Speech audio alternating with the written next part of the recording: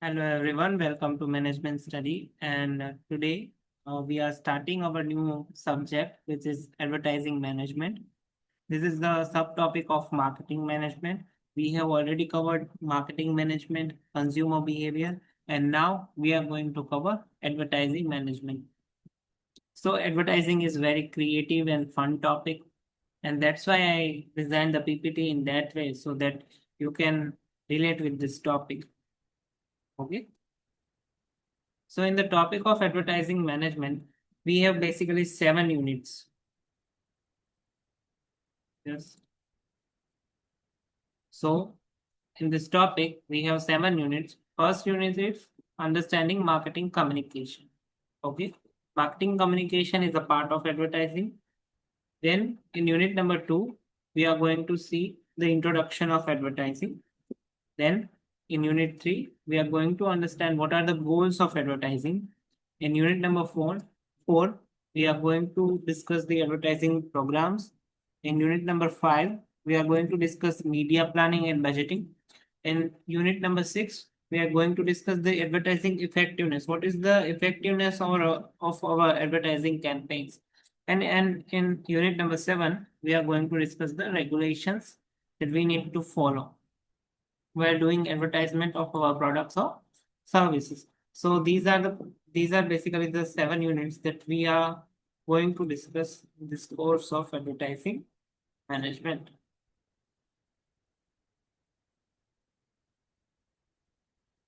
Okay. So first is unit number 1, marketing communication. Okay. Hmm.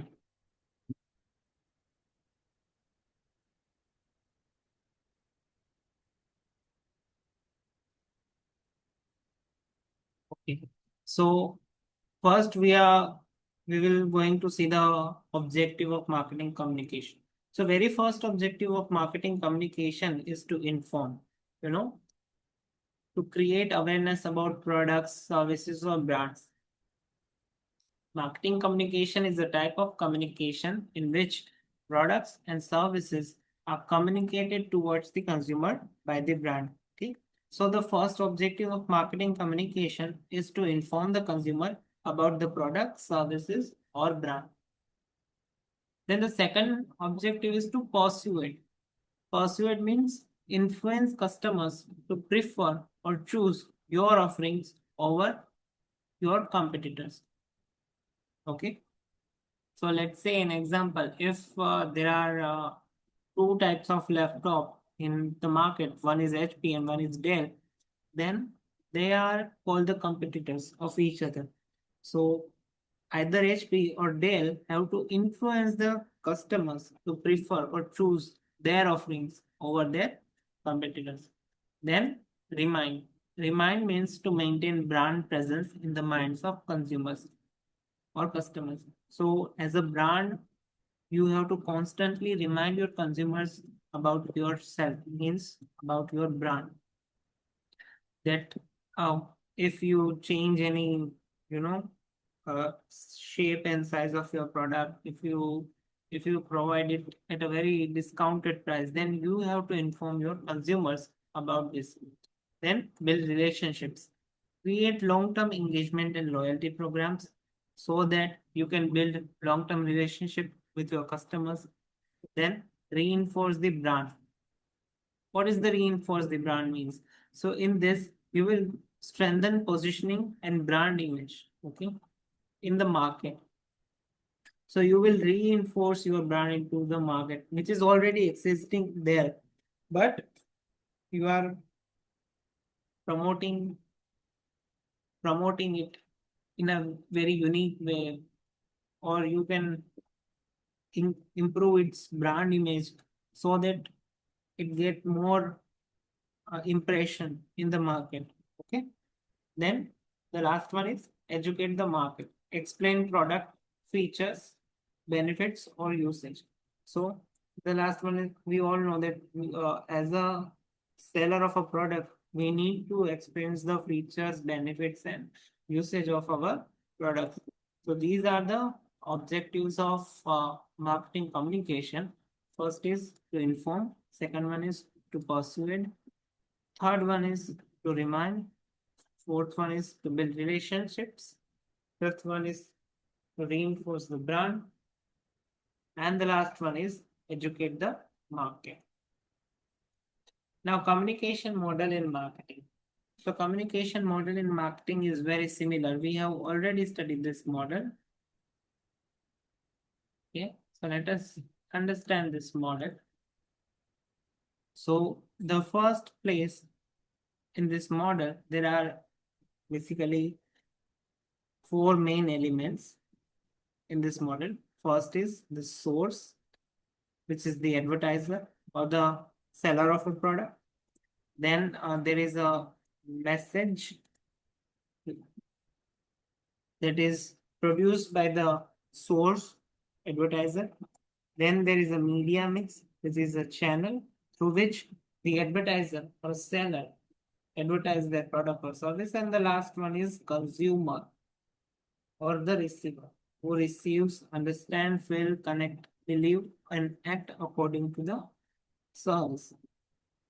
And this consumer will give the feedback to the advertiser. And again, the advertiser will message or create compelling brand message. Then it chooses the channel and then it goes to the receiver. So this cycle continues. So the cycle is continuous. But there are two major hurdles, which is noise. Noise is the external hurdle that impact the communication model in advertising or marketing. So in noise, you can include public opinion about your product, the marketing strategy, which could be great or not, the competition in the market, other noise, the perceived needs of uh, consumers. If a consumer have a perceived need, then he or she will not try your product because your product will obviously not fit into their existing needs. Information processing, if the consumer don't get the proper information, then also he or she can't purchase your product. Then attitudes and opinions of a consumer. Some consumers are vegan, so obviously they are not going to purchase the dairy products and the other ones. So this is a typical model of advertising communication, and which is very important in terms of in the context of examination. So I hope you have understood this model. In first, there is a source, which is the advertiser. Then the advertiser compelling the message or encodes it. Then he choose the media mix or the media channel through which he want to send his or her message to the potential consumer or customer.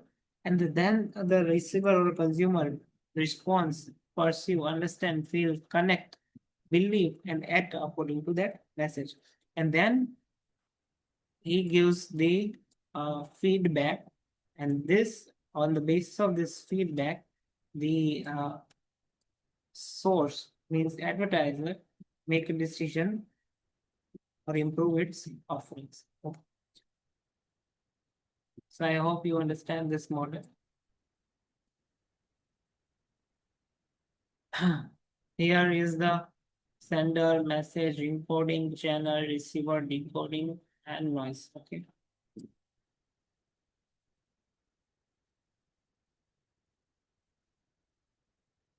So first is the sender, the company initiating the message. You can be a marketer or a brand. The second one is a message. That means information about the product, the offer, and brand story. Then encoding, that means converting the idea into ads, visuals, and slogans, etc. Then there is a channel, the medium used. It can be TV, it can be social media, it can be email, or it can be events. Then receiver means target audience, could be consumers or prospects. Then decoding, how the audience interprets the message. Then feedback, responses from customers like purchase responses, likes, comments, inquiries, and all. And the noise, it is anything that distorts or distracts from the message, like competitors' ads, clutter, and misinterpretation. So this process is followed step by step, and this is the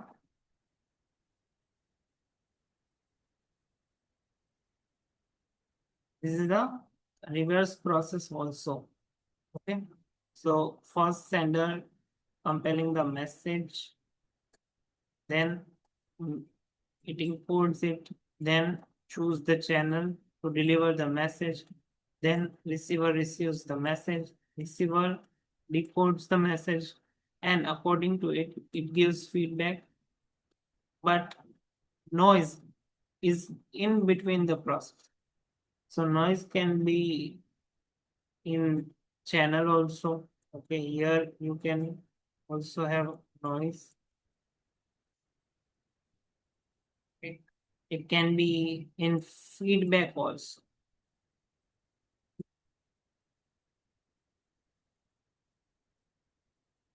Okay, so this is the process of marketing. This is the marketing communication model.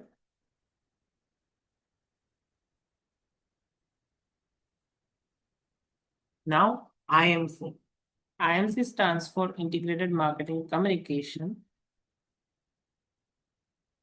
IMC, which is Integrated Marketing Communication, is a strategic approach where all forms of communication and promotional tools are coordinated and deliver a unified, and unified message across all channels. So IMC is a strategic approach where all forms of communication, promotional tools are coordinated to deliver a consistent unified message across all channels. What are the key principles in IMC? So first is consistency. Same core message across platform. Then complementarity means different tools like ads, PR, digital sales promotion, etc., which support each other. Then continuous engagement, which maintains interaction over time. Then customer centric, focus on the target audience needs and preferences.